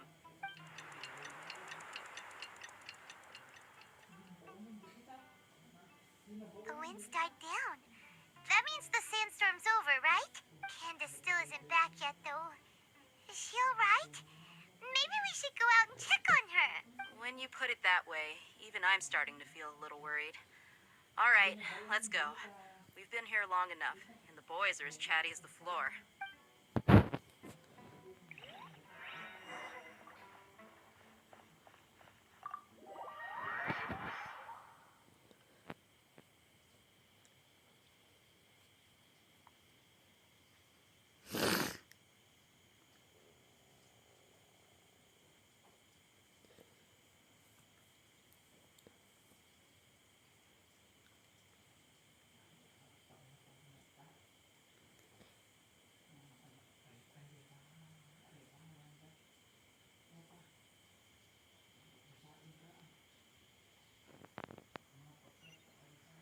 Oh, so many workers in here. Damn.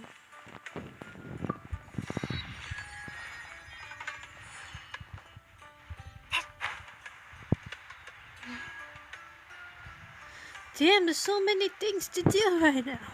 Damn. Damn, there's so many things. Oh, Candace, you're still fighting?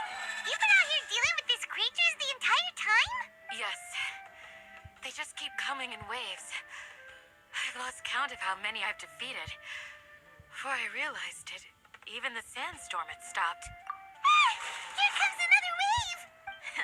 Leave this round to us. I got interrupted earlier, but now I have something to take my anger out on. It's been quite a while since I've seen the Flame Mane in action. I'll leave these to you then. I'll be sure to put on a good show. Let's go! Let's go. Okay. Let's dance. Okay. Boring. Disappear.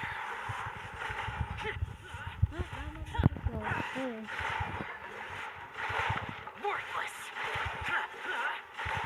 Worthless.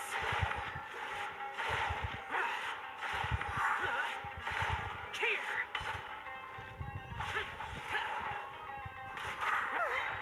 Here comes another wave.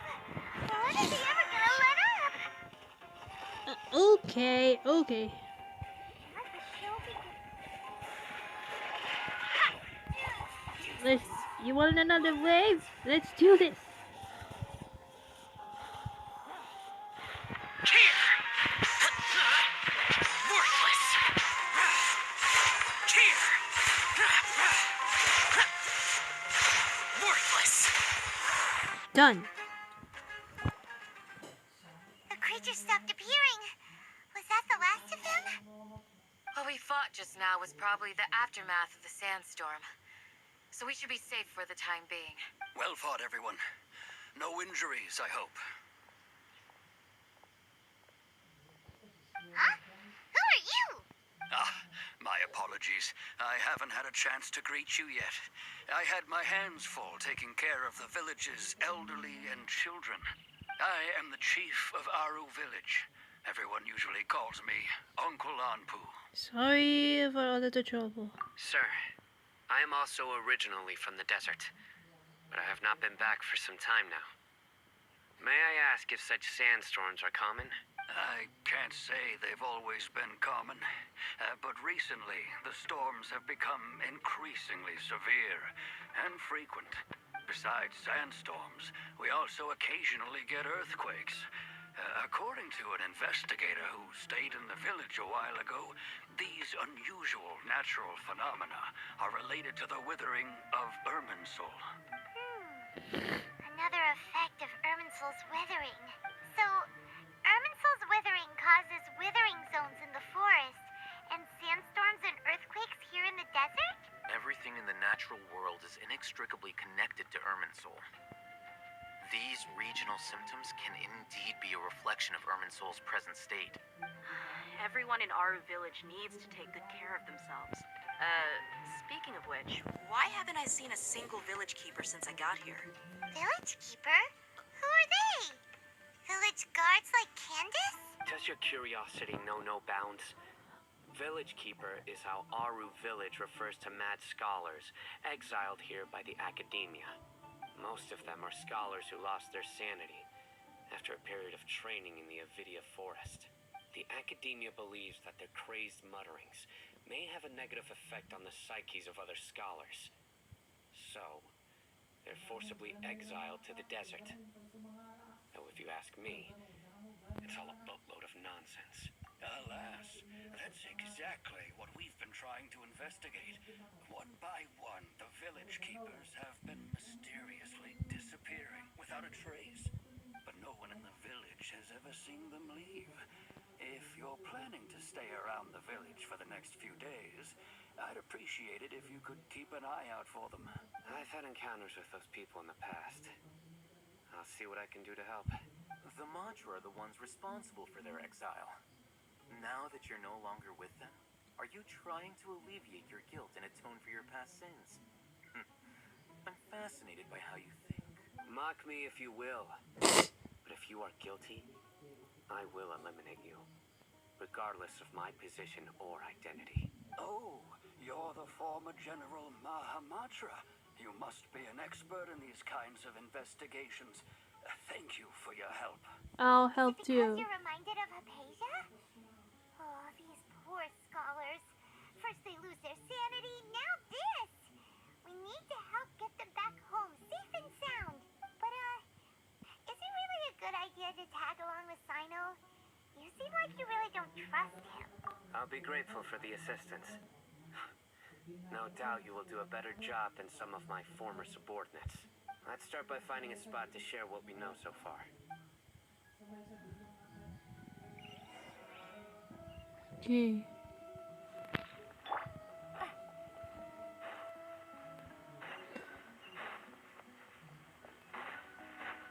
We're just soon for the work quest in the Sumeru, so I don't want you to go to the Sumeru story quest soon or later. Or like an Archon quest though, you know. Although I've sent myself into exile, I'm still doing essentially the same things as before. Do you still have any questions for me before we start our investigation? Why do they refer to the mad scholars as village keepers? One of my former subordinates told me that this title has its origins in a strange incident. The academia has long exiled mad scholars to Aru village. A mysterious phenomenon exists here. When mad scholars first arrive, they are as incoherent and deranged as before. But after spending some time here, they invariably begin to calm down. Initially, the people of Aru village greatly resented having to take in the mad scholars. But a strange incident one night changed that. Aru village was struck by the strongest earthquake in living memory. Seeing buildings on the verge of collapse all around him, the then chief of the village was preparing to take everyone to safety. Suddenly, he noticed a mad scholar crouching in a corner, caressing the ground with his hands. A soft, green light radiated from him, like a divine glow against the backdrop of night. Despite the powerful tremors that ripped through the ground that night, all the houses remained upright, almost as if they had grown roots reaching deep into the ground. In the end, not a single building collapsed, and no one was hurt. After that, the people of Aru village treated the mad scholars with greater kindness, and began to refer to them as the village keepers. A soft green light? A mad scholar protecting Aru village? What do you make of it, Trev? Paimon thinks so too. Actually, Sino, do you know if any of the mad scholars continued to wear their Akasha terminals at Aru village? In theory, they would continue wearing them so the academia could still monitor their activities. With that said, the main Akasha system would no longer have any interaction with them. Oh, no wonder! Everything makes sense then! Add in the fact that they calmed down, it was probably Nahida who calmed them. If you are able to draw a conclusion from this one story alone, then it appears you possess much more information than I do. So, what do you make of the story? The mad scholar will like kill with the Really? Lesser Lord Kusanami. What? You don't believe us? Lesser Lord Kusanali was No, it's not so much that I don't believe you. I'm just Apologize for reason. Rush. Lesser Lord Kusanali, the current Dendro Archon. Is she really active in Sumeru? The Academia has always placed far greater importance on the late Greater Lord Rukkhadevata. They've more or less ignored Lesser Lord Kusanali, and I've never had any reason to doubt their views. In addition, I've never heard any stories about Lesser Lord Kusanali and her deeds. To me, she might as well have been a god that never existed. No way! Nahida definitely exists! She's a... How should Paimon put it? She's a good Archon who's kind and wise. Even if she says weird stuff sometimes. We saved Sumeru together in the past, though. I've spent many years interrogating criminals, so I can easily tell when someone is lying. Good! Then you should know that we're telling the truth. That look in your eyes. I've never seen that from a liar. You two really must have met Lesser Lord Kusanali. How can this be? To think, our Archon has been amongst us this entire time. Alright, now it's our turn to put our skills to good use for this investigation. We But betcha. easier said than done, especially since we don't have any leads. Maybe we can start by knocking on some doors. Excuse me, are you here to help me find my grandpa? Huh? Who are you? By the sounds of it, a resident of this village. My name is Isak. You'll help me find my grandpa, right? Is your grandpa a mad scholar? Hey, don't say that. Grandpa is just Grandpa. Why do you have to call him that? It's not like he's a bad person or anything. The person you're referring to is not a local, yet you are. Why do you call him Grandpa? Grandpa is just Grandpa. He's my family. I heard everything you said to the village chief. Please, you gotta take me with you. I want to find my grandpa. I swear I'll help. I won't be a nuisance. Ah, so you're the one who was eavesdropping on us around the village chief's house. I was planning to go out and take care of whoever it was, but I had a vague feeling that they didn't harbor any ill intent. Whoa! Hazel wasn't kidding about Matra having sharp senses. Sino, he's just a kid. All he wants is to find his grandpa. Let's find a way to help him. Sorry, I was only listening in because I wanted to know where Grandpa went. Honest. If you don't believe me, you can ask Miss Candace. All right. Just help But him. first, let's confirm the facts with Candace. I don't know if I can put 2 hours long to upload this, but let's just continue with just standing. If I didn't expect the 2 hours long, so let's just try that. And then I probably didn't expect it's like 1 hour, but it's like a few minutes less. Like, come on, man. I mean, let's just try that. Help him, just help it, just like that. Sino is super vigilant. Is this what all the Matra are like? Huh. You're back already. I just wanted to confirm something with you. Do you know a boy by the name of Isak? I had a feeling he'd go looking for you. Huh? You knew this would happen? Yes. Although he tried his best to stay hidden, I still noticed him eavesdropping outside the window. He really wants to get his grandfather back. Isak's parents were both Aramite mercenaries who rarely returned to the village after finding employment in the city. He was raised by his grandfather. Unfortunately, it was only a few years before his grandpa passed away. Isak was still very young at the time, so various families in the village took turns caring for him so he could survive. Later, an elderly mad scholar arrived at the village. Isak thought the scholar bore a striking resemblance to his grandfather, and thus often spied on the man. However, the scholar was unkempt in appearance and incoherent in speech. Although Isak referred to the man as his grandpa, he was afraid and didn't dare to approach him. One summer night, the oft mumbling and bumbling Grandpa suddenly calmed down and seemed to become more lucid. He even noticed Isak hiding in the distance. So Grandpa walked up to Isak and patted him on the head. He even took Isak to the entrance of the village, where he patiently taught the boy the names of the stars, and accompanied Isak until he fell asleep. The next morning, Isak woke up and wanted to go find his grandpa again, only to realize his grandpa no longer recognized him. However, even so, Grandpa retained his calm expression. It's said that those who saw the scholar claimed he no longer appeared to be crazy, but appeared to be living in his own world, almost as if he were sleepwalking. Isak was thrilled that his grandpa was able to find peace and would follow him all the time, asking him things like, "Grandpa, want me to take you somewhere fun?" Or, "Grandpa, could you tell me stories about the stars again?" All this somehow just makes Paimon feel really sad. It seems like they both deserve so much better. Perhaps. Nearly everyone who lives in the desert has some form of hardship or regret.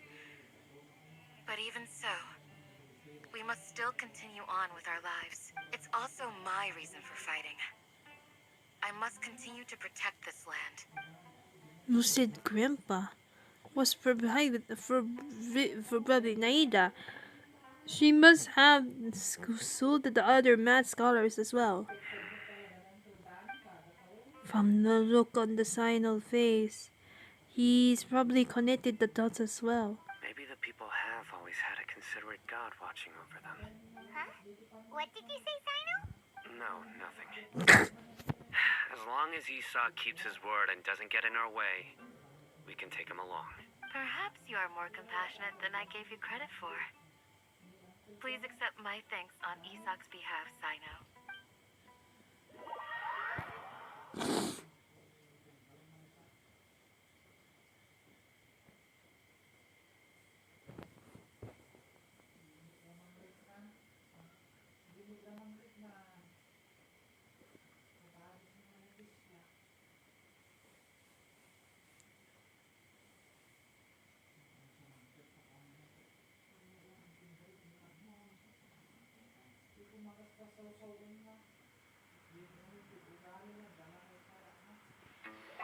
Hey, Isak!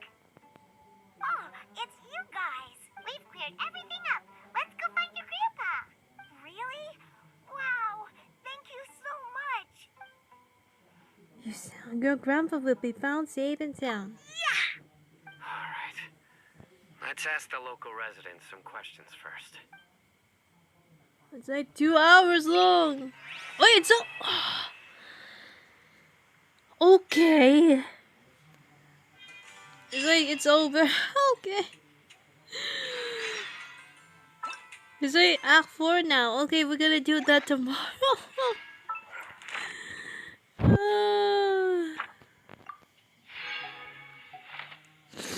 Okay, so okay, we're gonna do for tomorrow. I think that's it for Act 3, guys. So at Act 3 Act 3. Yes, Act 3. This soon for tomorrow. I'm gonna do Act 4, the King Deshret, and the 3 Maggie. And I can't wait for that for live stream as well too. So anyway, guys, I think that's it for today, guys. I'm gonna do for editing and stuff like that to cut it off this time because it's 2 hours long. I need to use the 1 hour 10 long. And yeah, and hope you guys enjoyed this video. Like it, subscribe to my channel, and click the bell button, and try videos and stuff like that. Also, be to the faces one way to Instagram, TikTok, and anyone else. This is first time on Desert, and we find some. I met for a few friends with Sumeru family squad. So yeah, see you on Act 4, guys. Thank you so much for watching, and see you guys in the next video on the live stream tomorrow. Okay, friends, this is here and out now. See ya. Bye.